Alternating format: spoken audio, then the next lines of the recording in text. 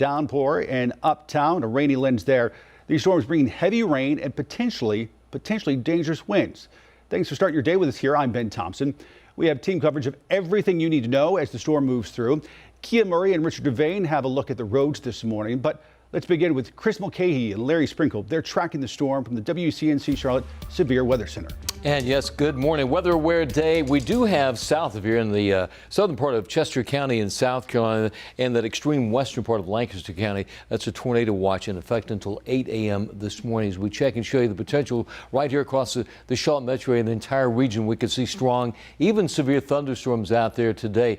At the moment, all the severe weather is well to the south of us. You can see a very strong thunderstorm just to the southwest of Columbia. Then you get down into parts of Georgia, south of Macon. That's where there's a tornado warning down there. For us, we're looking at the heaviest rainfall really south of the Charlotte metro area, Lancaster County, Chesterfield County, all the way down towards Columbia in South Carolina. A lot of that is east of Interstate 77, west of here across Cleveland County into Gaston County, some light rain showers up Interstate 77. As you can see, just around the Virginia line up there, some heavy rain around Mount Airy. But once again, heaviest rain, the stormiest weather right now south of the Charlotte metro area. Everything is basically moving from the southwest to the northeast about 40 to 45 miles per hour. For today, we do see those showers, especially this morning, even a couple of strong thunderstorms. Severe potential is certainly there and much cooler across the region this afternoon with highs in the low 70s. Earlier today, some violent weather across Georgia. Chris has the latest on that. Yeah, thanks a lot, Larry. Oftentimes, meteorologists were looking upstream. What did this storm system produce?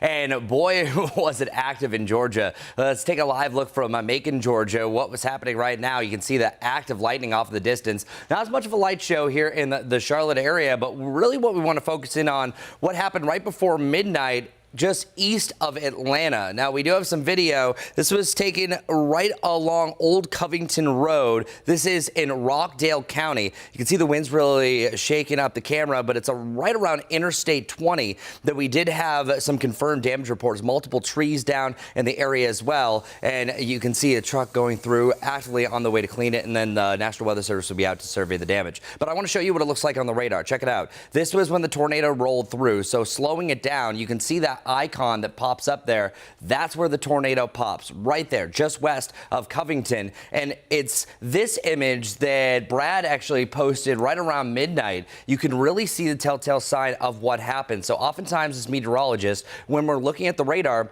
we're not just looking at what we would just call the radar signature. We're also looking at to see if it's picking up anything. So in the bottom left, you can see that little dot that's circled there. That's what's called a debris ball. So radar is indicating the actual debris was picked up by this potential tornado. So we'll have a little bit more clarity once the sun rises up. And that's also what's most dangerous about these type of situations. A tornado at night, you can't see it. Luckily, us for the Charlotte area and even areas down in the south, our severe weather window is closing, but it's still a wet morning. Let's hit the roads with Richard Devane and see what's going on. How you doing, buddy? Hey, Chris, how are you doing this morning? Good Wednesday morning, everyone. Things are looking a little bit better, actually, on the roads. We're still wet out there. Let's take a look and see what we see. So you can see the rain is still coming down, but it's not as heavy as it was just in the last 30 minutes. It's gotten a lot less, but it's still steady. So that's going to be a concern for folks taking to the morning commute. Today, you can tell that it's going to be wet out here, so the best thing is reduce your speeds. As we're on I-77 almost to Rock Hill. Actually, we are, yeah, we're in Rock Hill, guys. We've been traveling south on 77 all morning, taking a look at the roads. People taking it slow for the most part. That's your advice today. Take it slow. Going to be a lot of ponding on the side of the roads. Whenever you have heavy downpours like this, you're going to get a lot of ponding. You're going to have issues. So give yourself more time. Reduce your speeds. Give yourself more stopping time. And get to where you're going safely. Good news, a lot of kids out of school, less traffic on the roads today. We'll continue to monitor the roads, especially as the morning commute really begins to pick up and bring you updates throughout the morning. So far, so good. Folks, be careful out there. Take it slow. Get to your destination safely. Happy Wednesday, folks. Guys, we'll send it back to you. Yeah, a good point there, Richard. Being spring break will hopefully help the traffic out there just a little bit this morning. Richard, thank you. Be safe. Now let's go ahead and get a broader view of the traffic situation out there. Kia Murray standing by with a look at the traffic maps.